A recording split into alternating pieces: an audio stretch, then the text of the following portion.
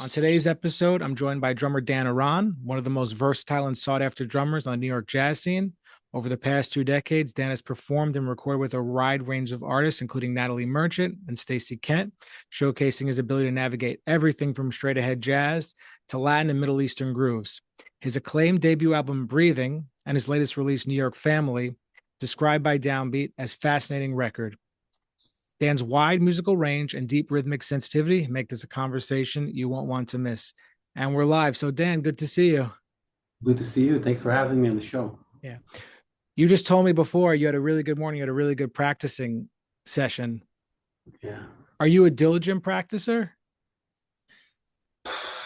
I'm not sure how to answer that because some people practice 4 hours a day since they're kids or had at least periods of time where they practiced many, many hours. I'm pretty much a late bloomer in many things.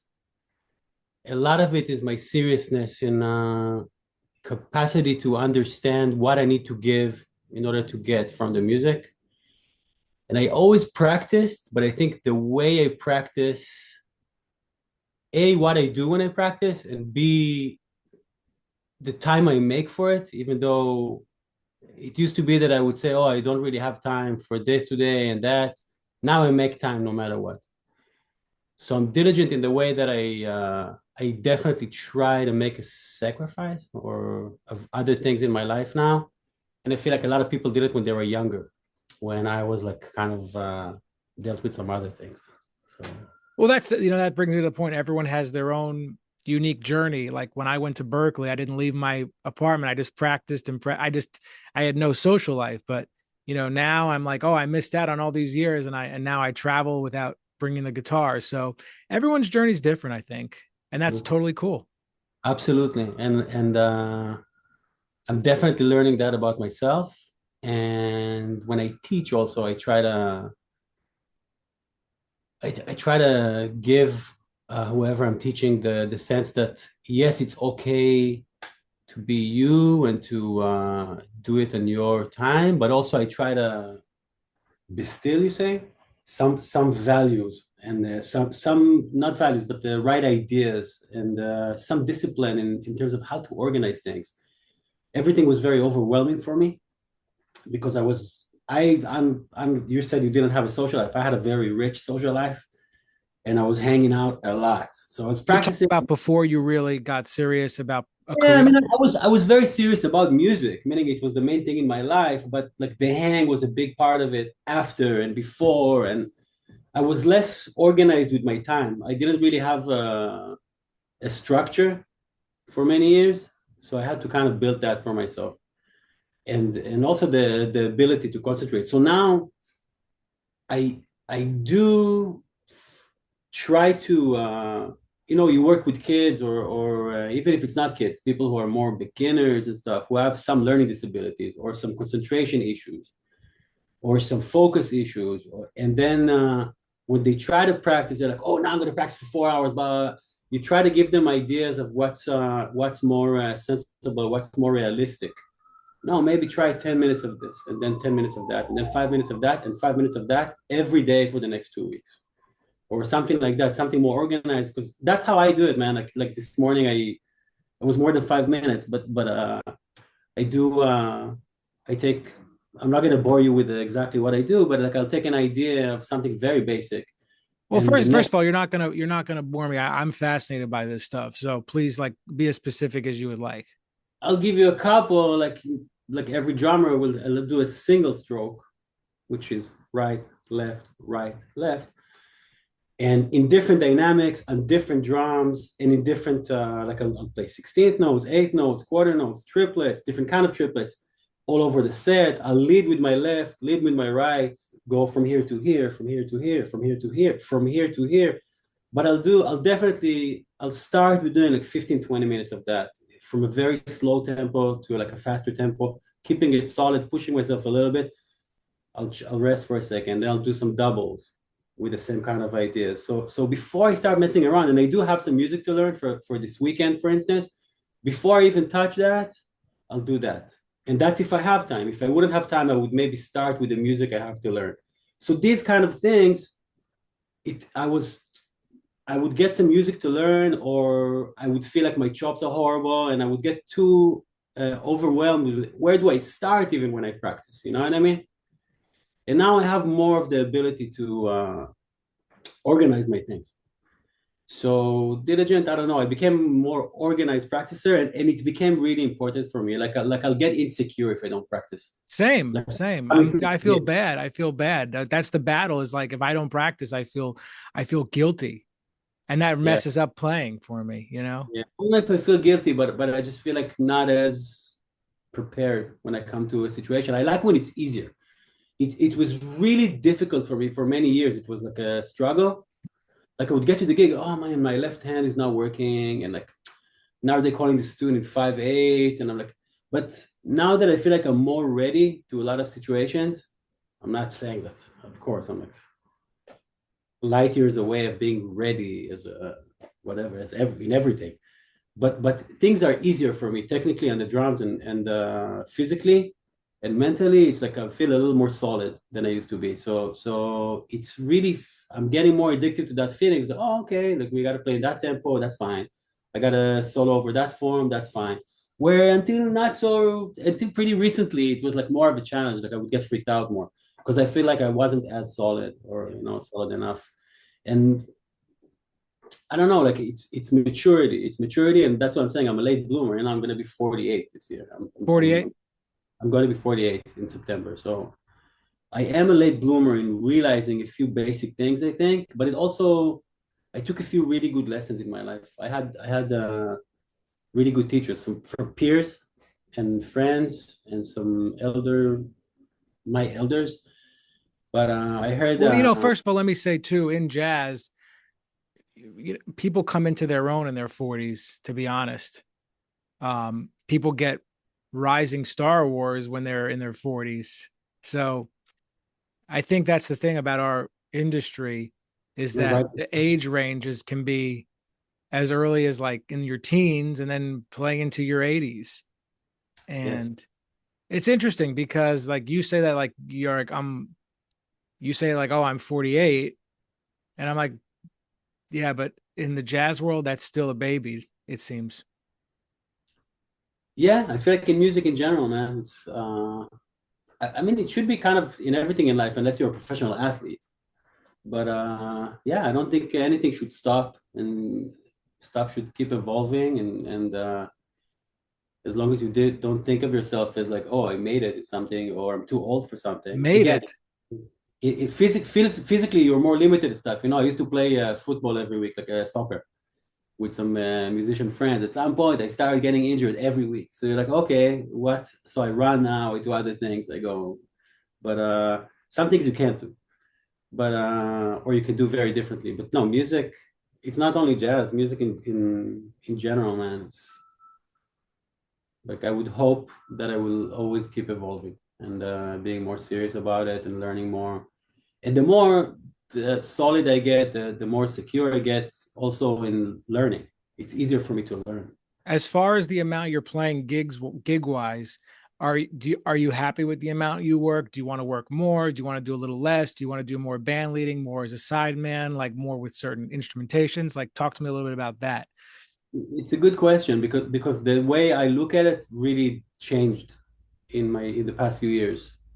Because it used to be that I would be, oh, I'm playing every day. That's great. Oh, I'm going to be on the road. It's great. Now, yes, I always want to work more and I always want to do different things and more things and bigger things. But I, my lifestyle changed and my state of mind changed. I would say COVID changed a lot, but it's before that. It's a few years before that. I used to play a lot of local New York gigs late at night, or even two of them. Like I would do an early gig and then go play the late night at Fat Cat or Smalls or whatnot, and Lil Branch and all these amazing places for music. But and I would hang out afterwards and like sleep late, get up, go to practice, Do head it all over. over. And I would take road gigs that even if they didn't pay great or enough, and just for the experience to travel and because it was with great musicians. And now I do less of all of those things. I definitely want to play with everyone and I want to be on the road. But I take more what makes sense for me, if it's either financially or musically. So if something is playing with some great musicians, but it starts at 10 p.m. and ends at 2 a.m., and I'm gonna waste my money on tipping the bar for the soda that I get, and then the rest of it on the cab home, and then I have to get up at 10 a.m. instead of at 7, then I was like, what did I do here? You know what I mean? And no disrespect to those gigs. Like I trust me, I did it all my life, and I'll do it occasionally. But it became less of a thing for me to do it every day because it's playing. You know what I mean? I even think like that my playing got better when I play less of those and kind of burning my chops, playing a snare drum all night with brushes. Like there's more time for me to figure out what I want to play, what I want to practice. And now I'll play 3, 4 times a week, sometimes twice a week. But it's things that I want to do more. You know what I mean? It's playing in clubs or restaurants that pay enough or that people listen, and I'm not dissing anything. Like I've done all of those, and like some of my favorite musicians are that's where they play, and I just I'm trying to aim more to what makes sense for my life right now, what I'm gaining in terms musically, financially, professionally, musically, like stylistically, where I want to go. So it's I always want to play more, but like the right things. You know what I mean? You Hmm. ask me if I'm on the road, yes, but maybe not like I used to be, like doing a different city every night in Slovakia, Czech Republic, and I don't know, in Austria, like with the band that was killing, but it didn't pay enough, and like by the second week you're sick because it's so much travel, and so I love traveling. I would like to play. I mean, for me, it's like two or three, maybe 3 nights a week. You know, is fine for me. I would. That's my ideal number. Beautiful, beautiful. Yeah, for me, I don't know if I have an ideal number. It just has to make sense. You know what I mean? It has to be, there has to be, it has to make sense. It has to either, pay the rent, pay the mortgage, whatnot, or like take me somewhere musically, like be super fun and not too demanding in how to get there, carrying the drums, people bumping into you when you play. It just has to be like maybe I a list, understand.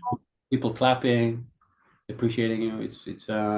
It's a lot to ask in New York. It's crazy. It's New York is a very challenging place for that. Very challenging place, but that's why it's also the most amazing. Like look Did you ever anywhere. used to play at Garage? I played a handful of gigs in the garage, not a handful, more like two handfuls. Yes, back in the day. That was a yeah. I mean, I understand. Like, I'm just trying to put myself in your shoes right now. What you're talking about, which is Oh, like bro, I used to play 3 times a week at Arturo's and Houston and Swanson yes, for a good 10 years. And I played at Sophia's and I played a lot of restaurant gigs with some of the best musicians I know, like unbelievable piano players and unbelievable bass players. I learned so much. I played thousands of hours of brushes and a snare drum. It gave me a lot, man. I learned hundreds of tunes, lyrics to tunes, because singers would say it. It's amazing. That's the school. I'm not saying I'm not to do it. I'm saying do it.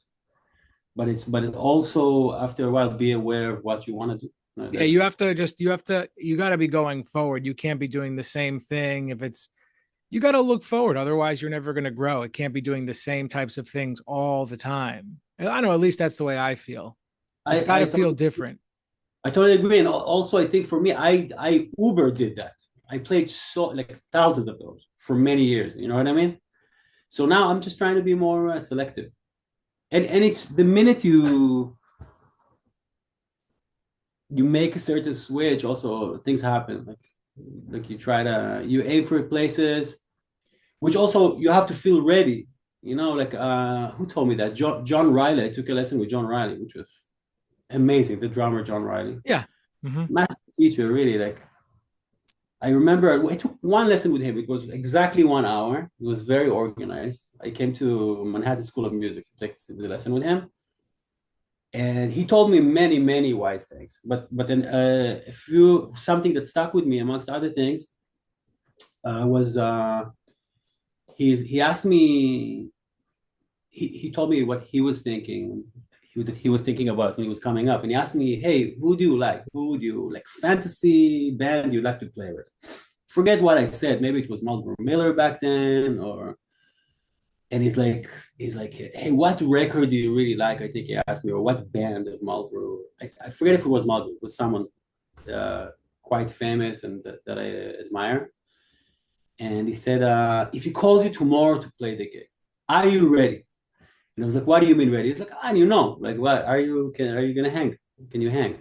And it made me, it really, okay, we think about it, yeah, we want to be ready, but really, like there is the aspect of kind of fantasy or what you, in your head. There's your head, and then there's what's going on. And then a part of like also wanting to play other gigs has you have to feel ready also to because we all get nervous, we all get like you have to be like uber ready for something to right. You're on a stage, you're on a big stage, you got a solo, gotta play an intro for something. So while aiming to bigger things or different things, you also have to kind of have to feel like, oh, okay, I'm solid enough to do this. So he always stuck with me. He's such a brilliant guy, Yeah, John. I'm not sure if you're ever ready though. I don't, you know what I mean? Like it's when you, I think I think it's just, I don't know. I maybe feel this way. I think it's just always about being in that state to just aim to be the best you can be. And I mean, but I definitely agree with you. Like, you're never made it. Like it's always a process. Um, I think it's good to stay in that state, at least to always be aiming for the next gig or the next thing you want to do. I Um, agree. that's my I agree. opinion, you know? Absolutely. Yeah. But And you, thankfully, we are around so many great musicians, great bands, great composers, and great instrumentalists that we always, I mean, I can speak for myself, but I think all of us in the community, we're so inspired all the time, or most of the time.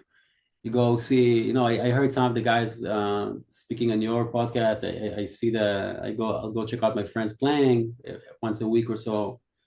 I'll play somewhere. There's a band playing after me. It's just so many amazing drummers and musicians in general.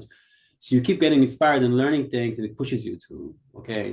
yeah, I have to go now once a week to go. I have to go to the city once a week to hear music. It's like become part of my, because I totally disconnected from that because like between like playing in the city and playing in New Jersey, but like Where are now, you? like I have to go once a week. It's like Where in Jersey are you? Central Jersey, but like it's just, Go to New Brunswick. They have a yeah, scene, 25 minutes. I used to play in New Brunswick like all the time, right? like many gigs in New Brunswick, probably like, you know, 20 to 40 or something like that. Yeah. Beautiful. So, yeah.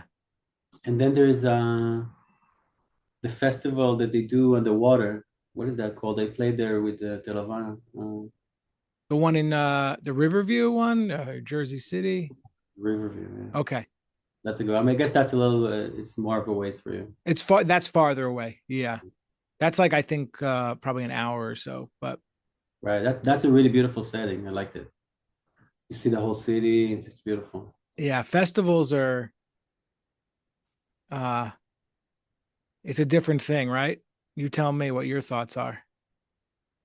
To play on Uh, a big open stage with outside, totally different than inside, can be inside, but the outdoors is the thing. Listen, I'm not. There are people that are more experienced than me, but in my experience, outside, yeah, it's a totally different setup in terms of for the sound engineers, I guess. It yeah. just sounds very, very different. It's a it's a different challenge. Yeah, I don't like playing outside at all. It's just For me, I guess it depends on the settings, on the weather, on the drum set, on who's the sound engineer. Preferably no sound yeah. engineer. It'd be acoustic.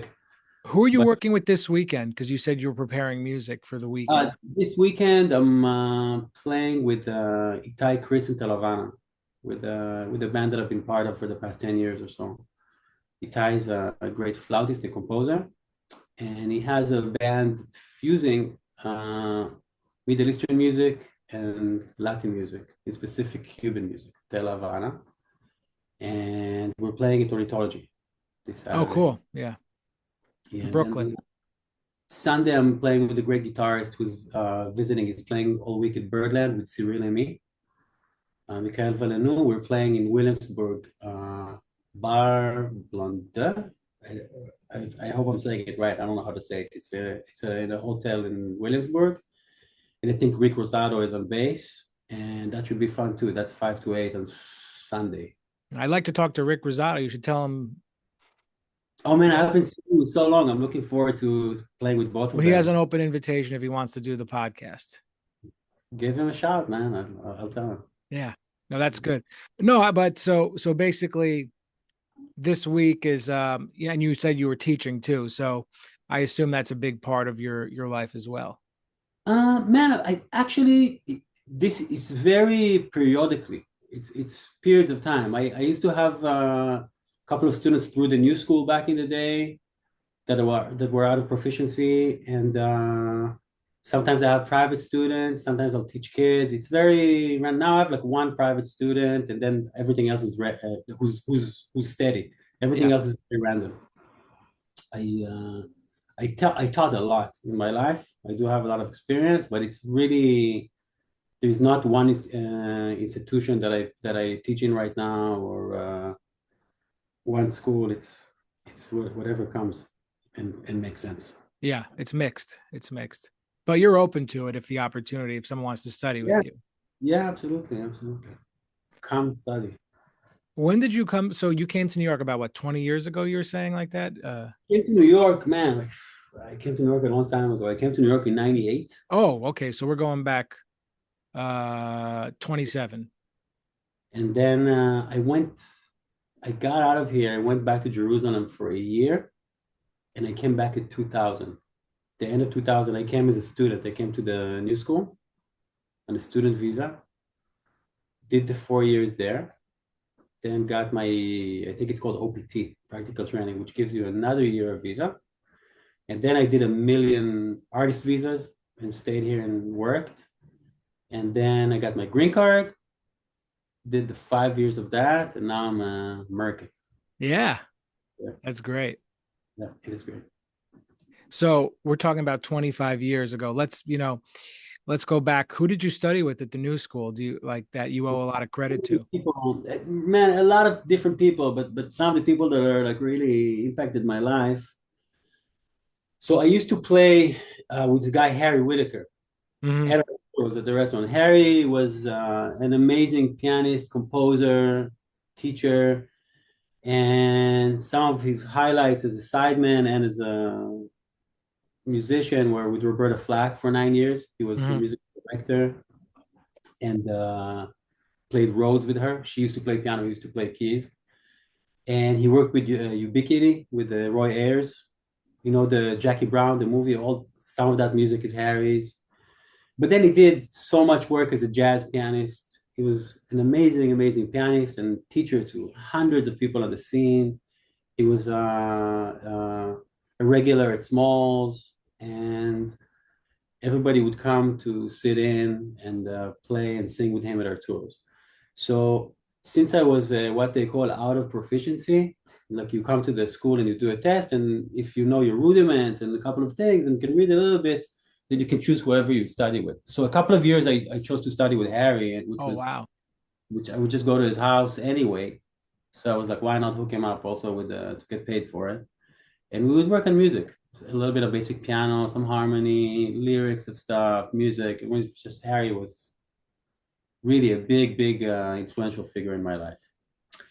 Then I was lucky enough also to study with the great Chico Hamilton, the drummer, who was his approach to drums was kind of amazing. And we hardly did any technique, but it was just a lot of asking about the old times, like his gigs and the way he lived, and a lot of musical stuff on the drums and approaches and a lot of stuff about life. He was just such a beautiful, beautiful human being. Man. Chico was kind and giving, like never spoke shit about anyone, like just like really beautiful human That's a being. rarity. Man, it's like some of those guys, they're like magic, bro. Like he was amazing. And then year and a half or so with EMAC, the great Eric McPherson, who was another big influence on my playing and in my life. Another magician, man, like on the drums and off. I love Eric. He's a beautiful human He's being. amazing. Yeah, he's an amazing Eric drummer. was also a lot of more like technique on the drums, rudimental stuff, Wilcoxon and other kind of classic marching band solos or more like snare drum solos and some odd meter stuff. But I took here and there lessons with a lot of people. I took some lessons with Ari Honing. It was amazing. Ari is another amazing person, an unbelievable drummer, a really innovator. Influenced me a lot, taught me a lot, a lot, a lot, a lot. I play with him a few times. He's, Oh man, you're both lucky. This is wonderful. it was And, hard and for me. And then a lot of men, like someone I don't know if you know him, but there's this guy called Amir Ziv, and I took his sight reading class for a couple of semesters, and that really, really pushed my reading to another level. I was a Mm. very bad reader. Now I'm a pretty decent reader, if not good. And Amir, it was really fun, man. It was only drummers, and we did a lot of rudimental stuff and some big band stuff and just charts in general, like some Broadway stuff with very, very little details and everything. And it really took my reading to another level. It was a great, speaking of really good teachers, Amir is a great teacher, also super sweet human being. But Yeah, no, it's been so great to, hear your story, and it's a success story in a way, to come and to do this, and to grow, and to just be the best you can be on the instrument. No, so this has been great. Thanks for telling your story a little bit with the podcast. dude, thanks for having me. I don't know. I'm glad someone's interested to hear what I gotta say.